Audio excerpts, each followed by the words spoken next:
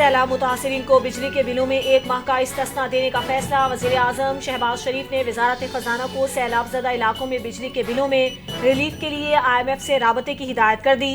وزیر اعظم نے کہا کہ وزارت خزانہ اب IMF کے ساتھ اس ممکنہ ریلیف پر بات چیت کرے۔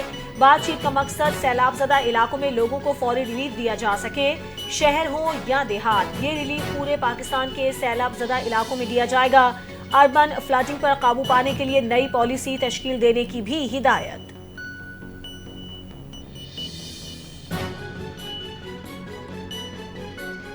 پاکستان 2027 میں شنگھائی تعاون تنظیم سمٹ کی میزبانی کرے گا، جس کے لیے حکام کو ابھی سے تیاری شروع کرنی ہوگی۔ وزیر اعظم شہباز شریف کی ٹی چوک فلائی اوور کا سنگ بنیاد رکھنے کے بعد میڈیا سے گفتگو، کہا کہ اسلام آباد کو مزید خوبصورت بنائیں گے۔ ٹی چوک فلائی اوور اسلام آباد راولپنڈی گرد و نواح کے رہائشیوں کے لیے ایک اہم سنگ میل ثابت ہوگا۔ وفاقی حکومت عوام کو سفری سہولتوں کی فراہمی کے لیے ہر ممکن اقدامات کر رہی ہے۔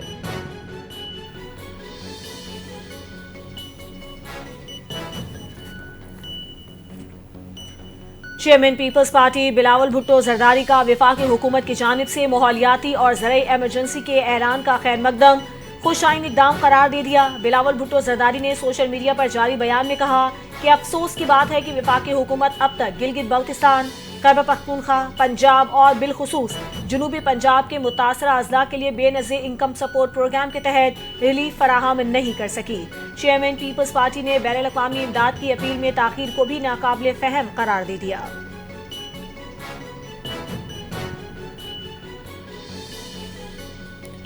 سیلاب کی دوسری لہر پنجنت پہنچ گئی۔ پنجاب سندھ سرحد کی دریائے پٹی پر تباہی مچنے لگی۔ دریائے پٹی کے متعدد دیہات سے زمینی رابطے منقطع، فصلیں برباد ہو گئی۔ منجن آباد میں مزید 2 لاشیں مل گئیں۔ جلال پور پیروالا میں سیلابی صورتحال برقرار۔ شجاباد اور دھوندو کے بند ٹوٹ گئے۔ چناب کا پانی 138 بستیاں بہا لے گیا۔ سندھ پنجاب کی سرحدی پٹی کے متعدد دیہات کا زمینی رابطہ منقطع ہو گیا۔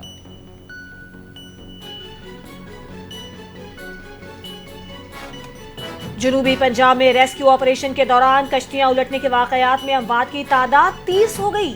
جلال پور پیروالا، لیاقت پور، منشن آباد، علی پور اور شریف میں کشتی الٹنے کے 10 واقعات رونما ہوئے۔ جاں بحق افراد میں بچے، خواتین اور بزرگوں کی اکثریت۔ حادثات میں 8 سے زائد افراد تاحال لاپتہ۔ تلاش کے لیے ریسکیو آپریشن جاری۔ D G rescue secretary emergency services doctor Rizwan کا کہنا ہے کہ 3,20,000 لوگوں کو جب نکالیں اور 3 دریاؤں میں بیک وقت سیلاب ہوں تو اس طرح کے حادثات کے نمبر بہت کم ہیں۔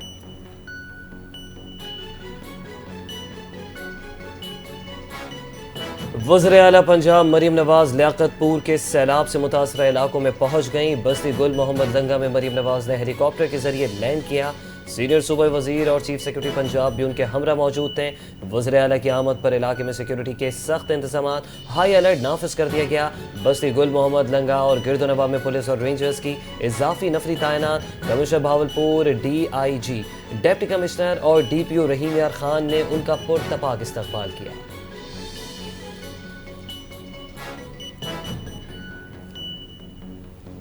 وزیر اعلیٰ پنجاب مریم نواز کی ہدایت پر سینئر صوبائی وزیر مریم اورنگزیب مسلسل تیسرے روز فیلڈ میں متحرک۔ بند ٹوٹنے کی اطلاع ملتے ہی فوری طور پر تحصیل شجاباد پہنچ گئیں۔ صوبائی وزراء خواجہ سلمان رفیق، قاسم علی پیرزادہ اور رانا سکندر حیات بھی ان کے ہمراہ تھے۔ سینئر صوبائی وزیر نے شگاف کے باعث جاری امدادی کارروائیوں کی نگرانی کی اور بریفنگ لی۔ مریم اورنگزیب نے کہا کہ سیلابی پانی اترتے ہی متاثرین کے نقصانات کے ازالے کے لیے حکومت پنجاب اقدامات کرے گی۔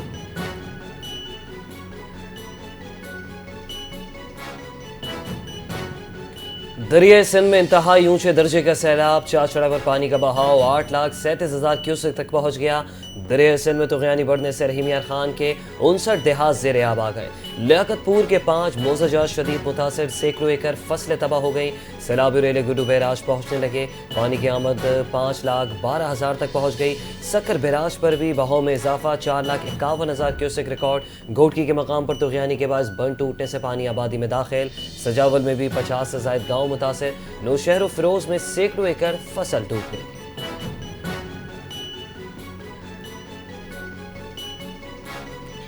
برطانیہ کا پاکستان میں سیلاب متاثرین کے لیے 1 ارب روپے سے زائد ہنگامی امداد کا اعلان۔ برطانوی ہائی کمشنر جین میرٹ کے ڈپٹی وزیر اعظم اور وزیر خارجہ اسحاق ڈار سے ملاقات۔ سیلاب اور مونسون بارشوں سے متاثرہ علاقوں میں برطانیہ کی جانب سے پاکستان کے ساتھ مکمل یکجہتی کا اظہار کیا گیا۔ برطانیہ کی جانب سے 30 لاکھ پاؤنڈ ہنگامی امداد اور مزید انسانی ہمدردی کی معاونت کا بھی اعلان کیا۔ ڈپٹی وزیر اعظم اسحاق ڈار نے بروقت تعاون اور یکجہتی پر برطانوی حکومت کا شکریہ ادا کرتے ہوئے کہا کہ یہ اقدام متاثرہ عوام کے لیے بڑی سہولت ثابت ہوگا۔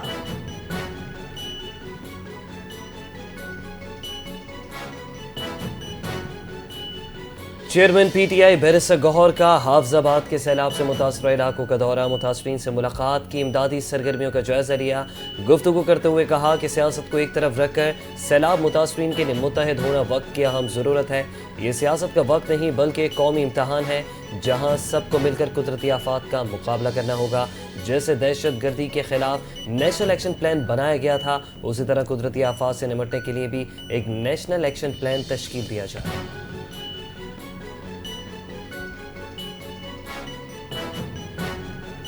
پاک فوج کے کامیاب آپریشن میں ہتھیار ڈالنے والے خارجی کا تہلکہ خیز اعترافی بیان سامنے آ گیا۔ گل بہادر گروپ کے دہشت گرد عبدالصمد کا فتنہ الخوارج کے بارے میں ہوشربہ انکشافات۔ اعترافی بیان میں کہا کہ تقریباً 4.5 سال افغانستان میں گزارے، وہاں کلاشنکوف چلانے کی ٹریننگ حاصل کی، طالبان بچوں کے ساتھ زیادتی اور مساجد کی بے حرمتی کرتے تھے، فوج درست اور طالبان غلط، عوام اپنے بچوں کو خطرے سے بچائیں۔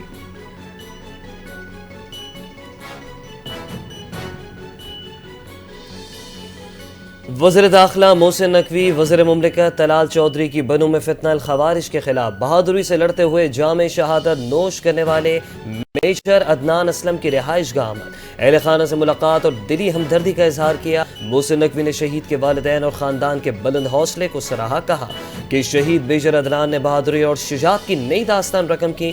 طلال چودھری نے کہا کہ عدنان اسلم قوم کے ہیرو ہیں اور ان کی عظیم قربانی رائے گاہ نہیں جائے گی۔ شہداء کے خاندانوں کی لازوال قربانیوں کی قوم ہمیشہ مقروض رہے گی۔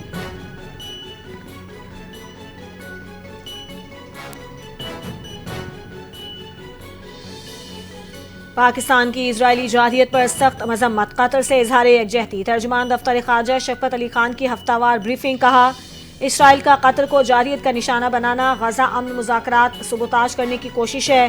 وزیر اعظم نے قطر سے یکجہتی کے لیے دوحہ کا ہنگامی دورہ کیا اور امت مسلمہ کے اتحاد پر زور دیا۔ پاکستان غزہ میں اسرائیلی بربریت کی بھی مذمت کرتا ہے۔ فلسطینی تنازع کا حل اقوام متحدہ کی قراردادوں کے مطابق چاہتا ہے۔ پاکستان عالمی سطح پر انسداد دہشت گردی کے لیے شراکت داروں کے ساتھ مل کر کام کر رہا ہے۔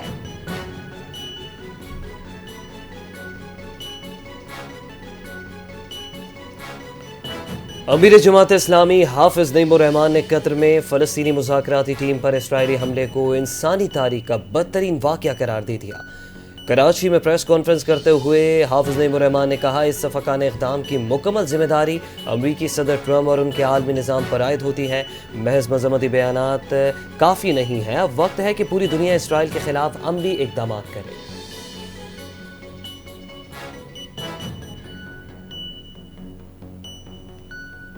سیشن کورٹ لاہور نے بانی پی ٹی آئی کے خلاف 10 ارب روپے ہرجانہ کیس میں وزیر اعظم شہباز شریف پر جرا آئندہ سماعت تک ملتوی کر دی۔ ایڈیشنل سیشن جج کی عدالت میں وزیر اعظم شہباز شریف بذریعہ ویڈیو لنک پیش ہوئے۔ بانی پی ٹی آئی کے وکیل کے بروقت پیش نہ ہونے پر اظہار برہمی۔ شہباز شریف نے عدالت میں لیگل نوٹس پڑھ کر سنایا، کہا لیگل نوٹس ان کی ہدایت پر بھیجا گیا تھا۔ انہوں نے پاناما پیپرز سے اپنے تعلق کی بھی تردید کی۔ بیشتر سوالات دعوے سے متعلق نہیں اور بے معنی ہے۔ عدالت نے سماعت 16 ستمبر تک ملتوی کی، آئندہ سماعت پر جرا جاری رہے گی۔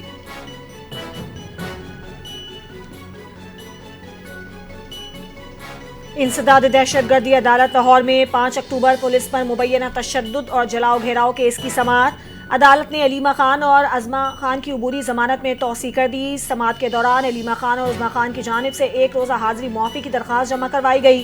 عدالت نے مقدمے کا ریکارڈ پیش نہ ہونے پر سماعت 17 اکتوبر تک ملتوی کر دی۔ عدالت نے بانی پی ٹی آئی کی بہنوں کی حاضری معافی کی درخواست بھی منظور کر لی۔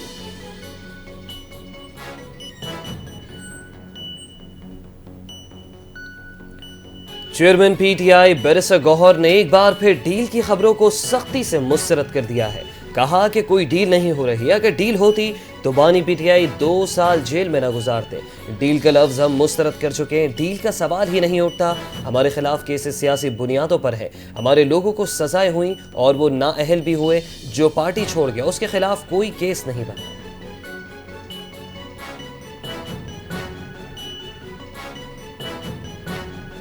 پاکستان اور بحرین کا انسداد منشیات شعبے میں تعاون مزید بڑھانے پر اتفاق۔ بحرینی وزیر داخلہ لیفٹیننٹ جنرل راشد الخلیفہ کا A N F headquarters Rawalpindi کا دورہ۔ D G A N F major general Abdul Moeed نے انسداد منشیات کی کامیابی اور حالیہ آپریشنز اور خطے میں منشیات کی اسمگلنگ کے چیلنجز پر تفصیلی بریفنگ دی۔ بحرینی وزیر داخلہ نے اے این ایف کی کارکردگی کو سراہا، کہا کہ بحرین پاکستان کے ساتھ تربیت اور ٹیکنیکل شعبوں میں تعاون بڑھانے کا خواہاں ہے۔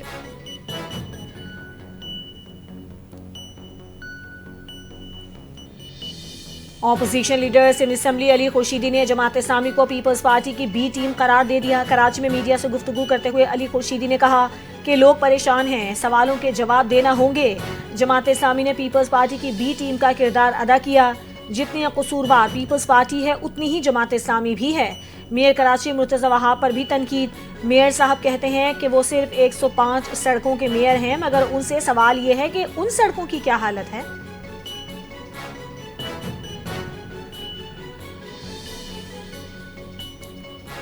مخالفین کو اصل تکلیف سے بھٹو کے نام سے ہی ہے، اس لیے وہ بھٹو نام سے جڑی ہر چیز میں مسئلے تلاش کرتے ہیں۔ ترجمان سندھ حکومت سعدیہ جاوید کو اپوزیشن لیڈر علی خورشیدی اور امیر جماعت اسلامی حافظ نعیم الرحمان کی پریس کانفرنس پر سخت رد عمل۔ کہا کہ جو لوگ الطاف بریلوی اور عمر فاروق کے ناموں میں سے ایک سڑک نہیں بنا سکے وہ آج دوسروں کی ناکامی کا رونا رو رہے ہیں۔ جماعت اسلامی نے ہر ترقیاتی منصوبے پر منافقت دکھائی۔ یہ وہی لوگ ہیں جنہوں نے قیام پاکستان اور قائد اعظم کی جدوجہد کی مخالفت کی تھی۔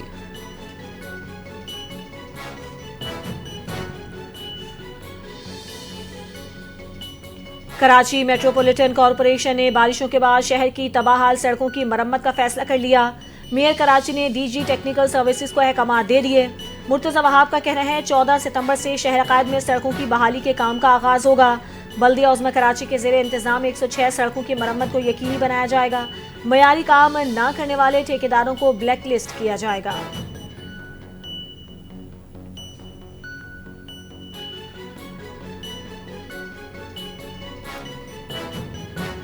گورنر سندھ کامران ڈسوری کا بیجنگ میں وزیر تجارت کے دفتر کا دورہ۔ چینی وزارت تجارت کے اعلیٰ حکام نے گورنر کو پاک چین طے شدہ ایم او یوز اور معاہدوں کی پیش رفت سے آگاہ کیا۔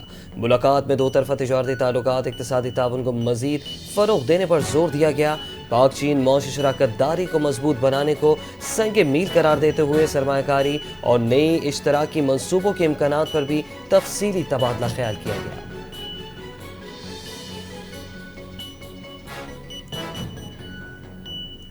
سندھ حکومت نے مزید ہاریوں کو بے نظیر ہاری کارڈ اور سولر پینلز دینے کا فیصلہ کر لیا۔ وزیر زراعت سندھ محمد بخش مہر کا کہنا ہے کہ سندھ میں مزید 80,000 ہاریوں کی رجسٹریشن مکمل ہو چکی اور رواں ماہ کے آخر تک 50,000 ہاری کارڈ جاری کریں گے۔ ہاری کارڈ کے ذریعے سبسڈی اور مالی معاونت فراہم کی جائے گی۔ ہاری 20 اور سندھ حکومت 80% اخراجات برداشت کرے گی۔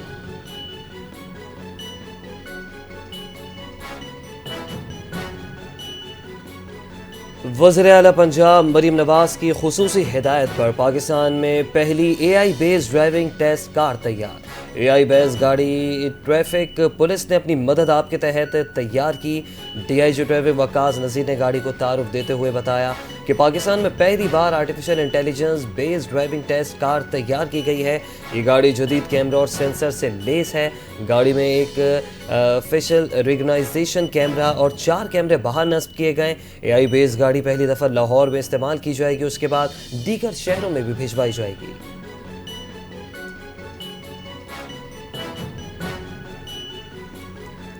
1965 کی جنگ کے ہیرو میجر عزیز بھٹی شہید کا آج 60واں یوم شہادت منایا جا رہا ہے۔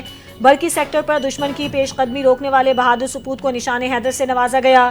میجر عزیز بھٹی شہید 6 دن اور 6 راتیں دشمن کے خلاف سیسا پلائی دیوار بنے رہے۔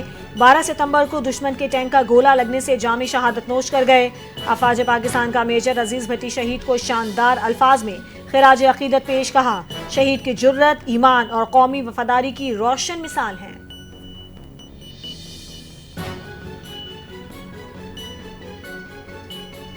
کراچی کے علاقے گڈاپ ٹاؤن کونکر ندی سے ایک اور لاش نکالی گئی، ڈوب کر ہلاک ہونے والوں کی تعداد 7 ہو گئی۔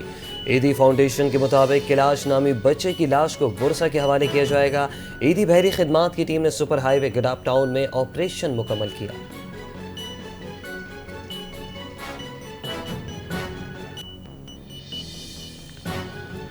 پاکستانی خواتین کوہ پیماؤں کا بڑا کارنامہ، 5400 میٹر بلند چوٹی سر کر لی۔ کوہ پیماؤں نے گلگت بلتستان میں واقع چوٹی سر کی کوہ پیماؤں کا تعلق چاروں صوبوں گلگت بلتستان، آزاد کشمیر اور اسلام آباد سے تھا۔ تاریخی کامیابی پر وزیر اعظم شہباز شریف نے کوہ پیماؤں کی ٹیم کو مبارکباد دی۔ وزیر اعظم ہاؤس مدعو بھی کر لیا۔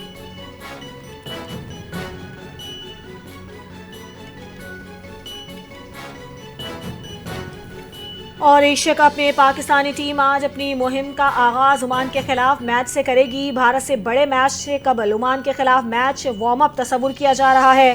ہیڈ کوچ مائک ہیسن نے دبئی کے پچ کا معائنہ کیا، پریس کانفرنس میں بیٹرز کے لیے سازگار قرار دیا۔ کہا کہ پاکستانی ٹیم میں ملٹی سکلز کھلاڑی موجود ہیں۔